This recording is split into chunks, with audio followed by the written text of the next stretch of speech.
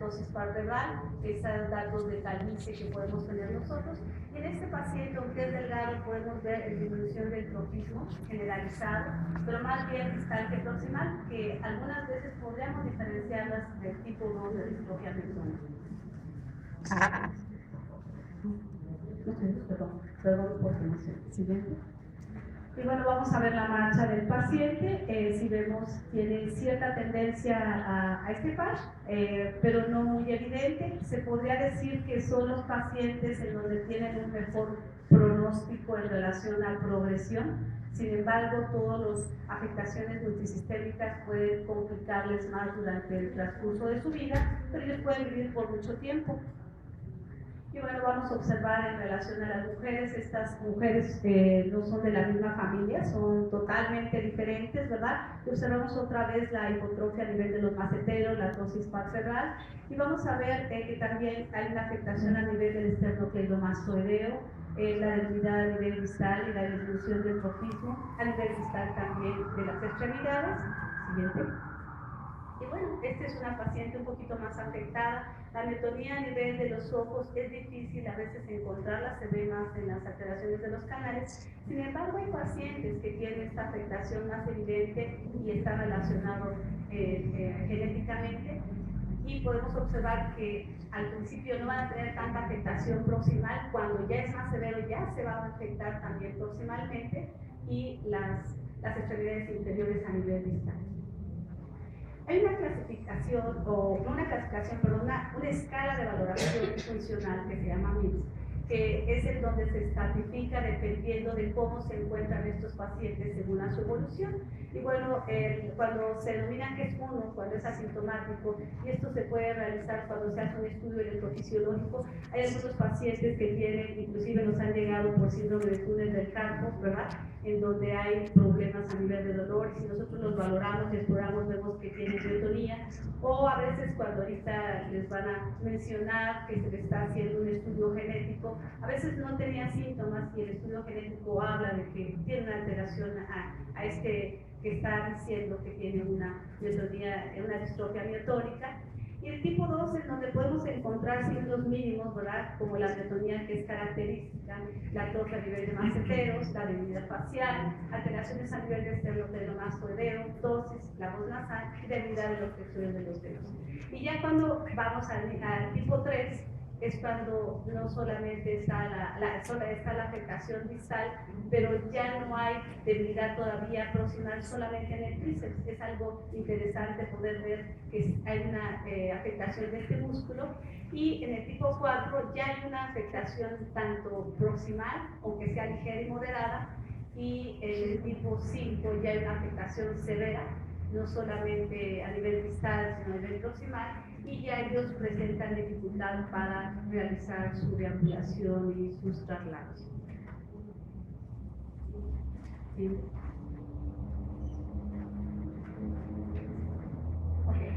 Nosotros podemos llegar al diagnóstico clínicamente, pero también podemos hacer, como decía, electrofisiológicamente este diagnóstico. Y bueno, son las famosas descargas miotónicas que nosotros podemos poder observar cuando se realiza una electrografía de introducción, los que no lo saben, de una aguja monopolar o concéntrica en el músculo. Y podemos ver bueno, la anterior. Bueno, está bien. Si nosotros vemos clínicamente esta miotonía, en donde después de que le pedimos al paciente que contraiga sus músculos y los extienda, tiene dificultad para relajarlos, ¿verdad? O también podemos percutir a nivel del tendón de los flexores y podemos ver que se produce la miotonía. También lo podemos ver electrofisiológicamente, ¿verdad? Mencionaba yo estas descargas miotónicas, o muchas veces el sonido, desafortunadamente ahorita no se escucha, pero es ese sonido en avión en picada que es característico y que la persona que aunque no está haciendo electromiografía propiamente lo puede escuchar. Y que nosotros por la clínica, por el estudio electrofisiológico, podemos llegar al diagnóstico y corroborarlo con el estudio genético. La biopsia no es algo que pueda realmente ser utilizado, si bien si nosotros queremos por enseñanza a veces, si está de acuerdo el paciente, tomarle una toma de muestra para realizar una biopsia está bien. Hay ciertos cambios característicos, ¿verdad?, que existen en relación a los núcleos, ¿verdad?, a su disposición. Sin embargo, esto no es el diagnóstico que se le puede ofrecer al paciente para poder ayudar.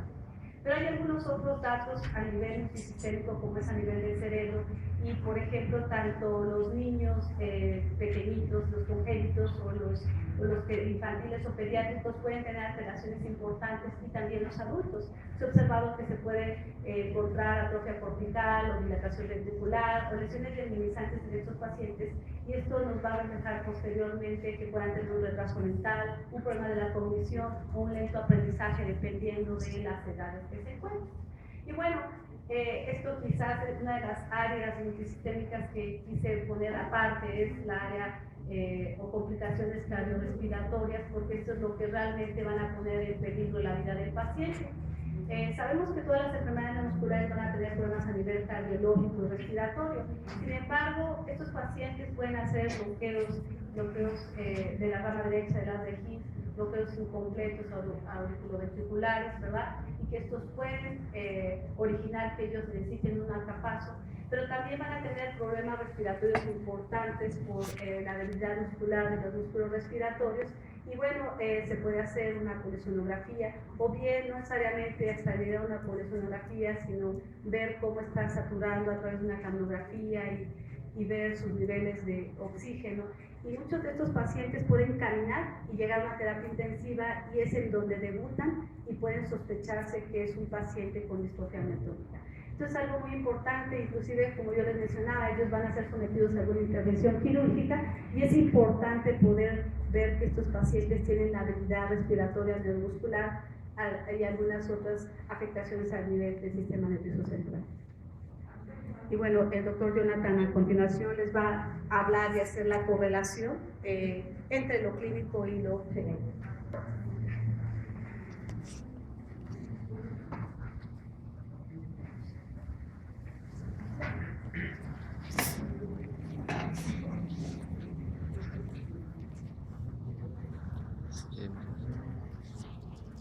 Prácticamente esta enfermedad es una enfermedad que es multisistémica, ataca a diversos órganos, a diversos sistemas, y algo importante es que es considerada como la distrofia muscular en adultos más común a nivel mundial. Como podemos ver y como comentó la doctora Escobar, existen gran cantidad de síntomas, de signos a diferentes niveles. Sabemos que lo primero que nos hace relacionar esta patología son problemas a nivel de músculo esquelético. Sin embargo, afecta al músculo cardíaco y músculo liso, teniendo las diferentes complicaciones que se han venido comentando a nivel cardíaco, a nivel de músculo liso, problemas gastrointestinales, motilidad anormal, mala absorción, constipación, etc. Igual problemas respiratorios. También existen otras características a nivel sistémico o en otros órganos, como es la presencia de cataratas a nivel ocular, a la hiperinsulinemia, o sea, pudiéndose relacionar un poco con la parte de diabetes. Asimismo, en algunos casos existe atrofia testicular, alopecia. ¿Qué podemos decir? Hay fases específicas de esta enfermedad, fases inexpresivas, características que nos hacen sospechar clínicamente. Estas patologías no se comportan de libro. ¿Qué quiere decir? No tenemos todas las características clínicas en un mismo paciente, y esto hay variabilidad clínica y va relacionado con la variabilidad genética. Hay variabilidad entre un individuo, es más, hasta pacientes de la misma familia. Y si nos vamos más estrictamente, puede haber diferencias entre individuos con cierto número de repetidos, que tengan o que asemejen el mismo número de repetidos. Por lo tanto, estas enfermedades, prácticamente las enfermedades neuromusculares, tienen un origen genético. Este origen genético, en especial distrofia miotónica, presenta un patrón autosómico dominante que nos dice, si un individuo presenta la mutación, de una generación a otra tenemos el 50% de probabilidad que se presente la enfermedad. Ahora sí, es un volado.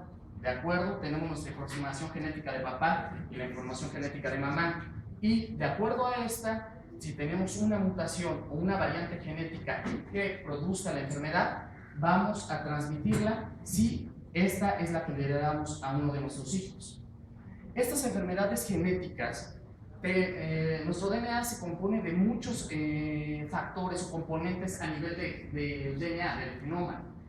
Estos se le conoce como microsatélites.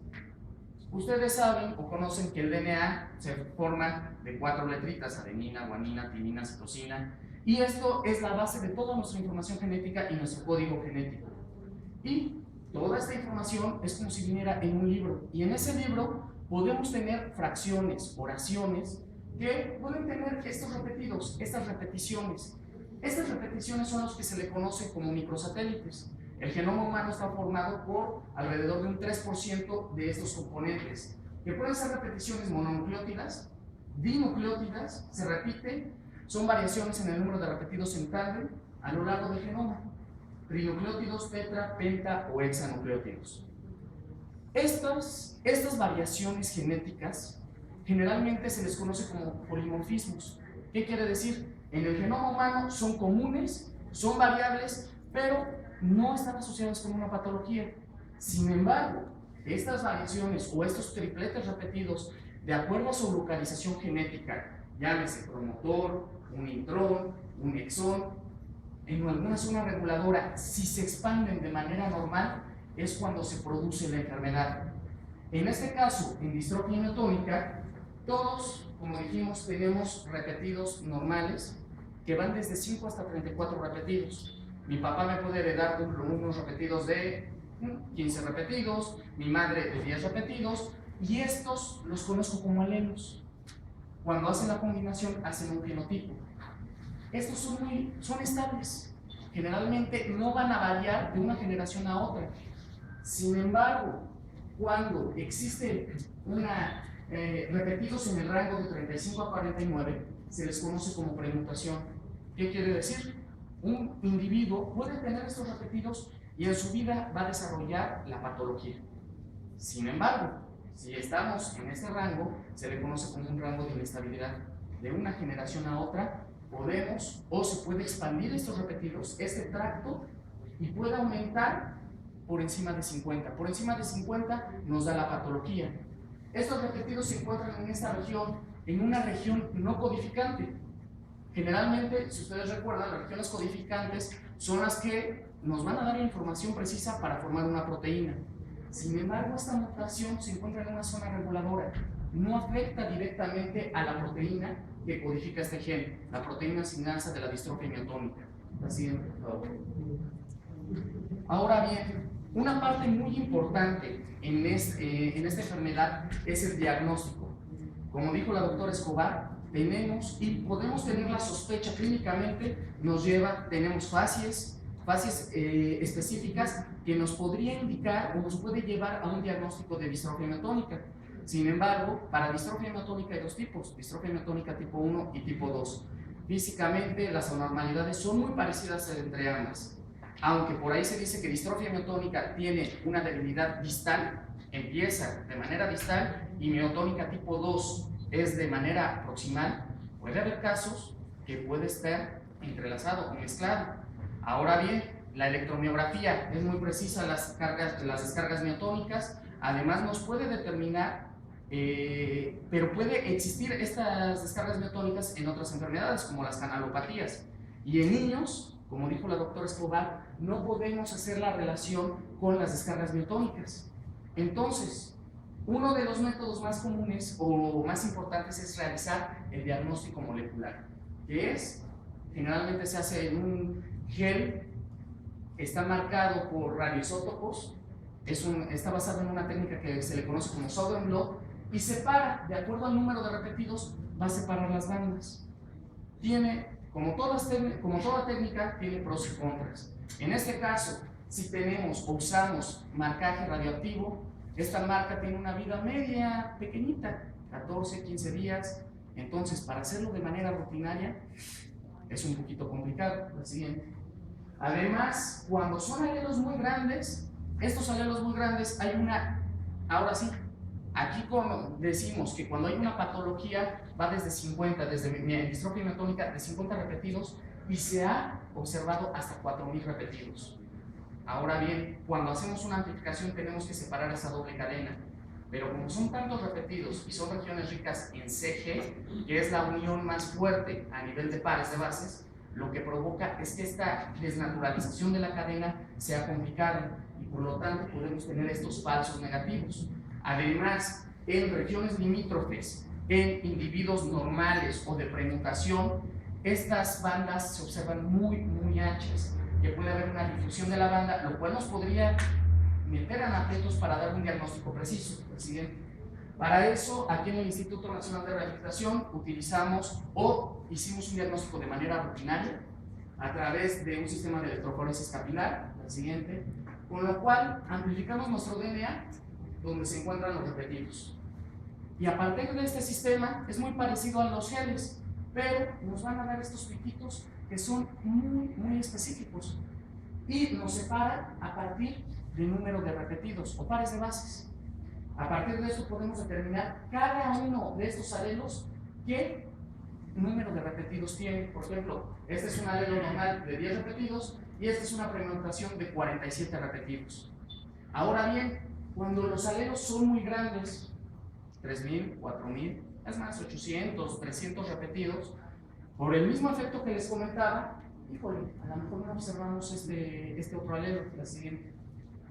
Para ello se realizó una amplificación con estas moleculitas que hibridan en el DNA, que nos van a acotar la amplificación. Se les hace una modificación, una parte quimérica, donde se une un tercer oligo, un tercer primer, y vamos a originar una serie de amplicones, con lo cual podemos hacer un diagnóstico de manera efectiva, rápida, sensible, 100% de sensibilidad, y determinar si un individuo tiene la mutación o no la presenta. Hacemos estas dos técnicas, esta se le conoce como triple primer PCR. Entonces, a partir de esto, nosotros tenemos un diagnóstico molecular de manera precisa y actualmente, hasta lo que nosotros conocemos, somos el único lugar a nivel de México que tiene este diagnóstico. Así, como dijimos, a mayor número de repetidos, la gravedad de la enfermedad es mayor.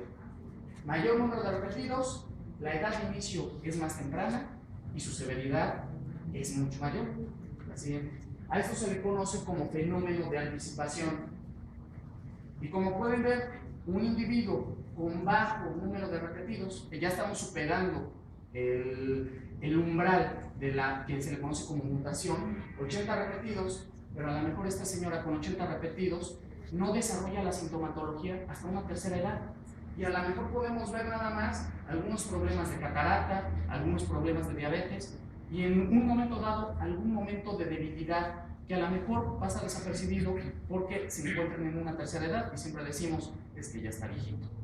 Pero esto de una generación a otra puede saltar y dependiendo del número de repetidos va a presentar un cuadro clásico de la patología y cuando sobrepasa más de 1000 repetidos puede originarse la parte o la forma congénita que desde el nacimiento presenta la patología, que es la que generalmente está acompañada con retraso mental.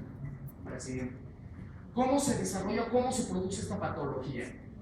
A nivel celular, la siguiente, nosotros sabemos, ya vimos que está en una región que no se transduce, o sea, no va a afectar a la proteína de MPK. Y cuando empezamos a analizar la proteína, hacemos técnicas que cuantifican proteína como Western blot o el RNA mensajero de este gen y determinamos que en estado de enfermedad o en estado patológico hay una disminución tanto de la proteína, el siguiente, como del RNA.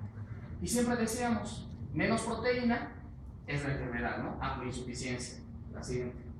Por ahí se pensaba que este RNA podía, con estos repetidos, porque cuando se produce un mensajero también lleva las regiones no codificantes o regiones reguladoras. Y podría causar este tipo de estructuras, la siguiente, que fuera susceptible a unión de algunas enzimas que la degradaran, unas nucleasas, la siguiente. Y por esto podríamos decir, hay disminución del RNA y hay disminución de la proteína. La siguiente. Pero se empieza a ver por medio de microscopía que más bien es que no se degrada. Este RNA mensajero se mantiene a nivel del núcleo, no sale del núcleo y no va a citoplasma.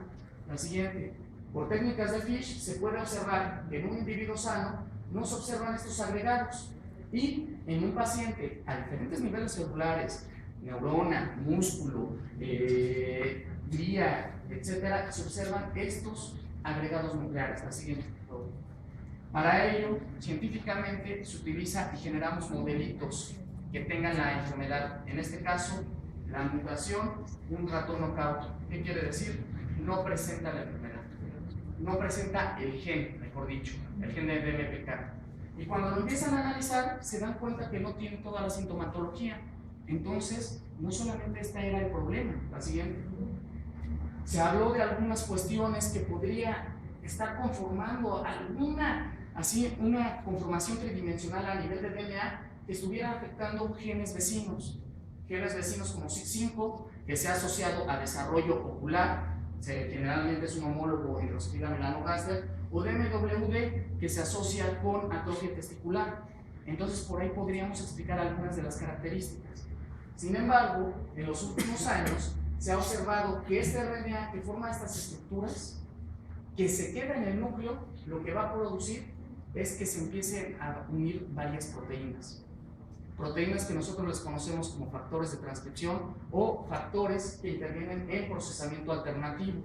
¿Qué quiere decir? Estas proteínas tienen su función específica a nivel nuclear y estas van a ayudar a que se expresen otros genes o con cierta eficiencia, o a nivel de splicing nos van a dar formas diferentes que deberían de estar a la mejor o que no deberían de estar en la forma adulta, la siguiente.